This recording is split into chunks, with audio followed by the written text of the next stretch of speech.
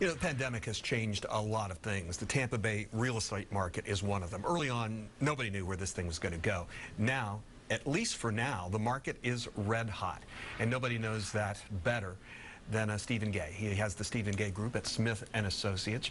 Stephen, good morning. Good to see you, man.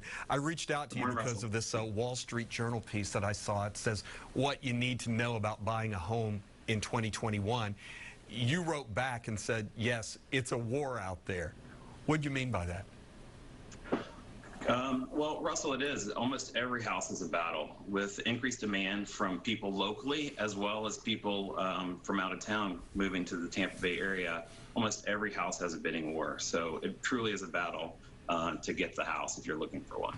Well, you've got some advice if you're willing to fight the war, and you sent a few of them to me, and I'm going to tick them off and let you explain. This is Stephen Gay's best advice for landing the perfect house. Well, almost perfect. Here we go. Off-market listings. What is that? If you can find a house that's off-market before it's listed, it's like finding the golden egg. It's really, it gives you a leg up with the competition, and maybe you can get an offer and get the seller to accept it before it hits the market. Some sellers really don't want to put their house on the market because they don't want people traipsing through the house, especially with a pandemic. So if you can get one off-market, it's really like the golden egg. You got to have a realtor to pull that off, though, right? You got to have somebody on your team. All right. No contingency offers. Yeah, so a lot of times right now buyers are accepting all the risk. They are saying, I don't want financing contingency, I don't want inspection contingency, and just they're taking the risk so the sellers don't have to, so they can be competitive against other offers. I'm going to ask you about something relating to that. So when so are inspections not necessarily required in some of these situations? No, inspections really at the discretion of the buyer. So a buyer can say, hey, look, I don't care what the condition of the house is. I'll accept it as is.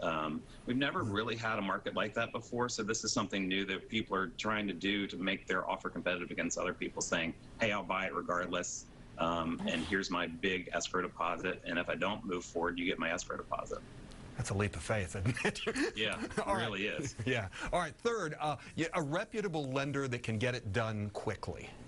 Right. So if you aren't lucky enough to pay cash for a house, which most of us aren't, and you are removing your financing contingency, you better have a really good lender that can get the job done. Someone that's dependable, has a past history of getting things done. And so, you know, the great person to ask for who's a good mortgage lender is your realtor, because they've worked with lots and lots of them over the years, and they know who's good and they know who's bad. All right. And then here, these last two, kind of deep thoughts here. Don't give up hope. Yeah, don't give up hope. You know, the right house will come along. It might take a little bit longer than you expect. You may have to rent something until you find it, but it will come along. So definitely don't give up hope. And be willing to compromise. Yeah, you have to be willing to compromise. Some people come and they want, you know, a house with a 3-car garage on a huge lot with a pool and a this and a that. You know, you might have to compromise on some of those must-haves so that you can get a house and get in it. And then after you close, make it your own. Add some of those must-haves that you thought you had to have in the beginning. All right. Now, here's the question. Do you see this slowing down at all? Not at all. No time soon. Yeah, people are still moving here all the time. Inventory levels are low because people are scared to move. They don't know where they're going to go. So I don't really see this changing anytime in the near future. We got to go, but I mean, in my case, I couldn't afford my house. If I tried to sell my house, I couldn't afford to buy it now. You know, that's the situation a lot of people are in, right? It definitely is. It definitely is. Prices have gone up about 17% in the last year. Wow. Wow. Hey, Stephen, thanks. You know I love you. Thanks, Russell. And appreciate your help, and we'll talk again soon, okay? Thank you. Have a good day. Be good. Bye.